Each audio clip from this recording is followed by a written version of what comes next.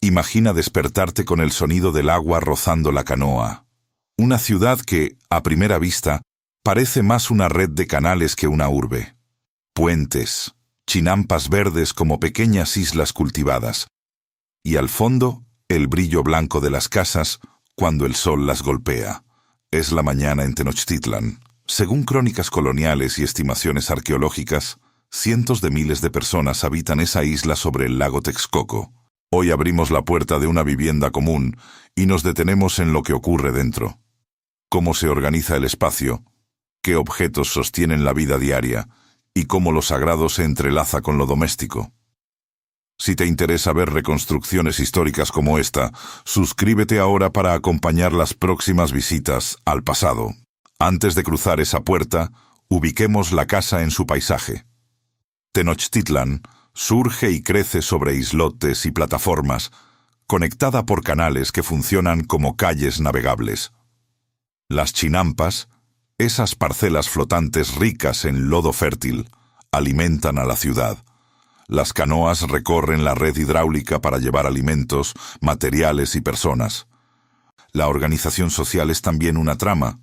El calpulli es la unidad básica, un conjunto de familias emparentadas o asociadas que comparten tierras, talleres, ceremonias y responsabilidades. Cada calpulli articula viviendas alrededor de patios comunes, y es en uno de esos patios donde se ubica la casa que vamos a visitar. Desde fuera, la vivienda no busca ostentación. Las paredes, construidas en adobe y revestidas con una capa de cal, reflejan la luz y protegen del clima. El techo, de palma o carrizo, se apoya en vigas sencillas. El piso, por lo general, es de tierra compactada o de canto rodado en los espacios de mayor tránsito. No hay chimenea empotrada como las que conocemos hoy. El fuego se coloca en un fogón de 3 piedras, el tlequili, que sostiene ollas o comales y deja que el humo salga por una abertura o por la propia estructura del techo. Cuando en pantalla aparecen imágenes, recuerda que lo que ves es una recreación basada en hallazgos arqueológicos y estudios históricos. Muchas piezas encajan con evidencia directa y otras son interpretaciones plausibles a partir de fuentes. Al acercarnos a la puerta, notamos pequeños detalles. Una estera de petlatl enrollada junto al umbral, una vasija de barro para agua, un cesto trenzado donde se guardan las semillas y algunos trapos. El petlatl o petlatl, una estera tejida de fibras, sirve tanto para dormir como para sentarse. Su textura, al rozar, es áspera y cálida. Las vasijas de barro varían en tamaño y función. Algunas almacenan agua, otras se usan para cocinar o para presentar alimentos en la mesa. Muchos de los objetos que sostienen la vida cotidiana son simples, pero resultan extraordinariamente eficaces. El metate para moler el maíz y obtener masa, el comal para cocinar la tortilla, las canastas y cestos para transportar frutos y granos, y pequeñas cajas o jarras donde se conservan condimentos o semillas. Entrar en la casa es entrar en un mundo de gestos repetidos y precisos. La cocina, a menudo situada en una habitación contigua al espacio central o en un rincón ventilado, es el corazón práctico y simbólico del hogar. La nixtamalización, el proceso por el cual el maíz se cuece con cal para volverlo nutritivo y maleable, se realiza con cuidado. El grano se remoja y se cuece durante la noche. Se deja reposar y se lava, produciendo una masa blanca, olorosa y ligeramente alcalina.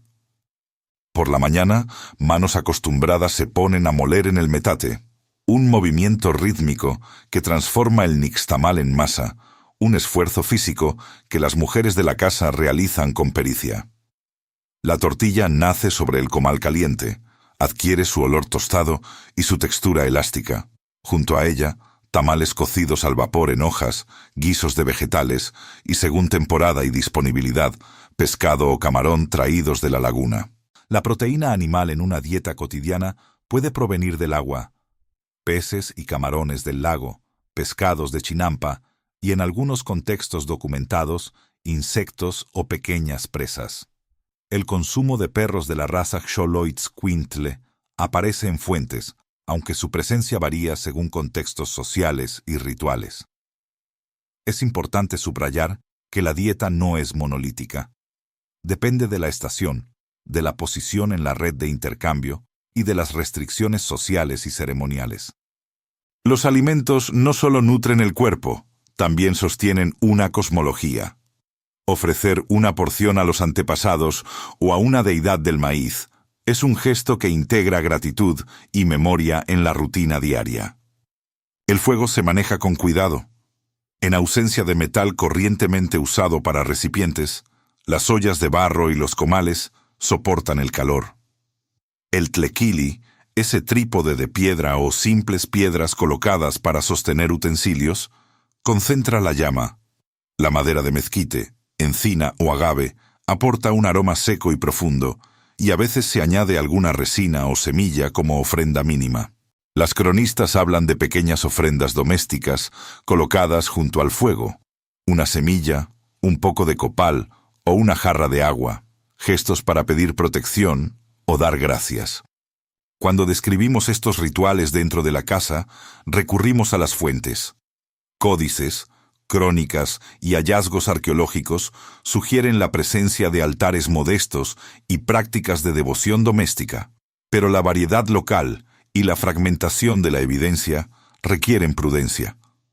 Muchas veces decimos probablemente o según evidencias. El interior está organizado para la eficiencia y la convivencia. El espacio central sirve para trabajar, comer y recibir visitas. Alrededor, nichos y pequeñas cámaras se destinan a almacenar maíz y semillas, a guardar textiles o a dormir. Las camas no son grandes estructuras elevadas. El sueño suele ocurrir sobre esteras dispuestas en el piso o sobre plataformas bajas hechas de madera o carrizo. La luz entra por la puerta y por aberturas superiores. En las noches, una lámpara con aceite o mechas de fibra ilumina tenuemente el recinto. El mobiliario no es abundante. Un metate, algunas vasijas, cestas y herramientas, pero cada objeto está integrado en una cadena de relaciones prácticas y simbólicas. La enseñanza comienza desde la infancia dentro del hogar. Los niños observan y participan en las tareas, aprenden a hilar, tejer, moler o remar según el género y la necesidad del calpulli. Al mismo tiempo, existen instituciones formales. El Telpochcalli era la escuela donde muchos jóvenes recibían formación práctica y militar. El Calmecac, por su parte, ofrecía una educación más especializada para quienes se preparaban para cargos sacerdotales o administrativos, según describen fuentes coloniales y estudios posteriores. Esos aprendizajes eran parte de la vida comunal.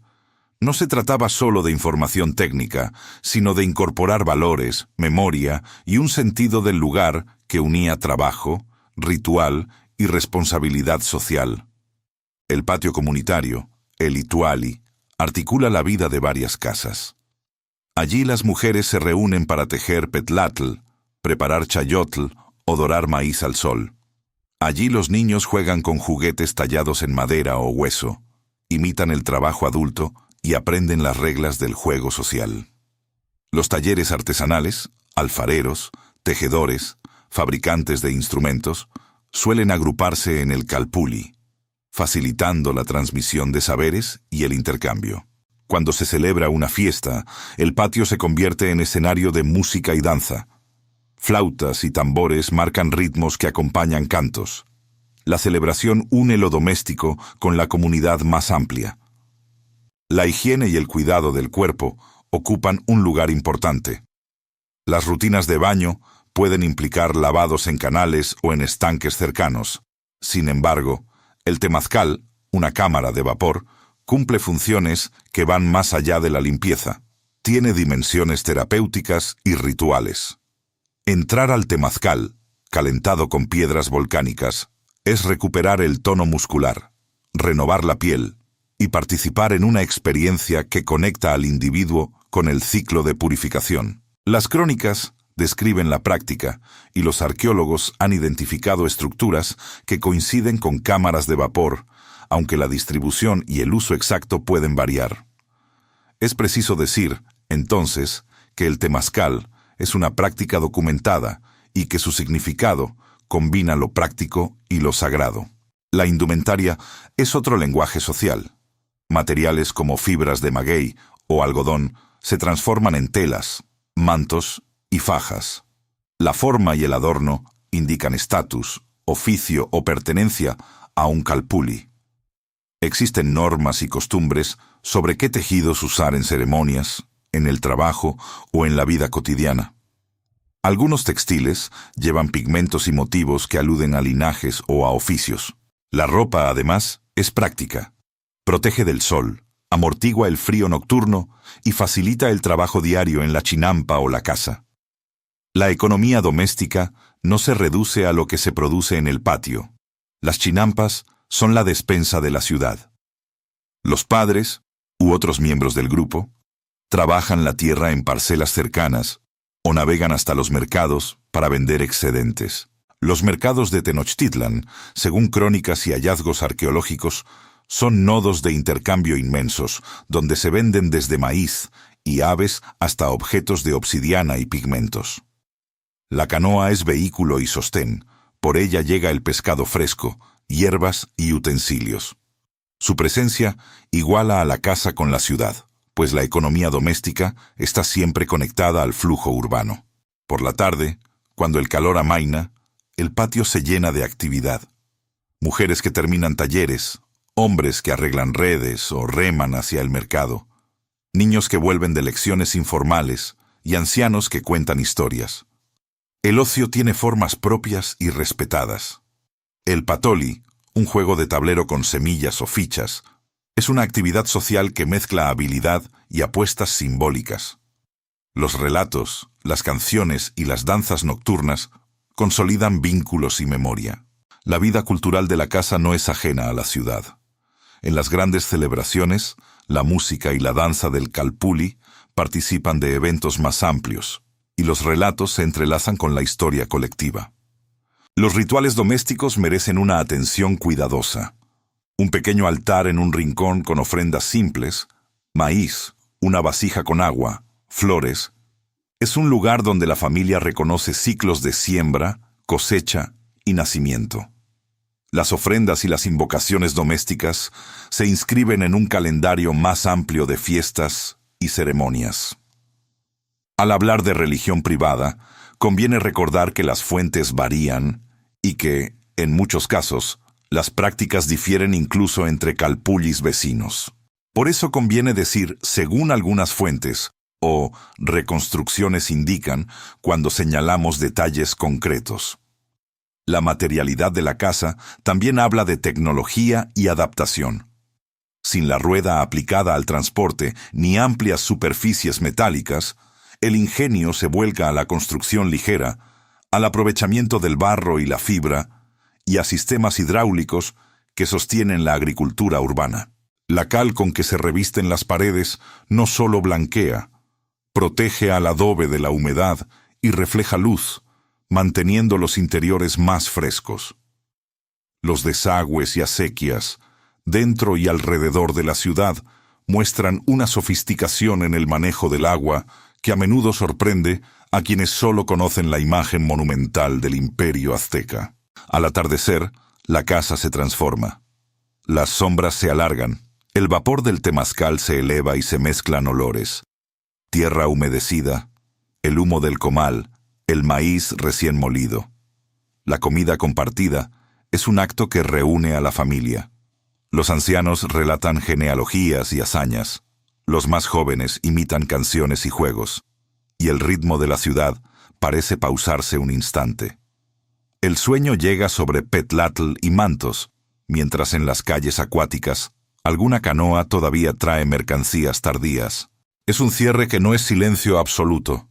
Los sonidos del lago, el golpeteo de remos y el murmullo de los vecinos forman una banda sonora continua. Lo que hoy conocemos de estas casas proviene de fuentes diversas, códices que conservan imágenes y listas, crónicas de europeos que describieron lo observado, con sus sesgos, y hallazgos arqueológicos que emergen de excavaciones bajo la ciudad moderna. Cada fuente aporta fragmentos. La arqueología confirma estructuras, objetos y patrones de uso, mientras los códices y las crónicas ofrecen contextos narrativos. Para imaginar una casa con realismo, los investigadores combinan esas piezas y en tiempos recientes emplean reconstrucciones digitales e imágenes generadas por inteligencia artificial. Estas herramientas permiten visualizar espacios y movimientos cotidianos, pero siempre deben entenderse como aproximaciones.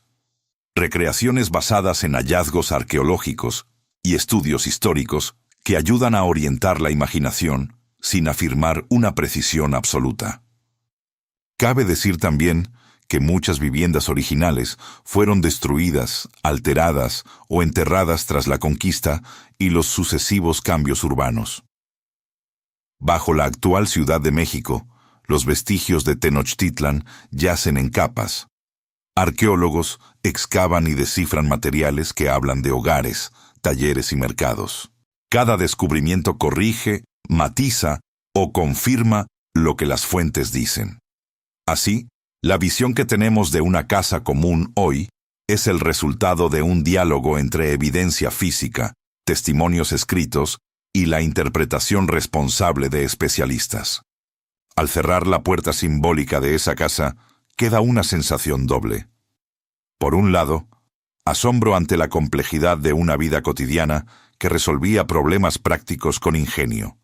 Por otro, respeto por la dignidad de maneras de vivir que no merecen ser reducidas a estereotipos.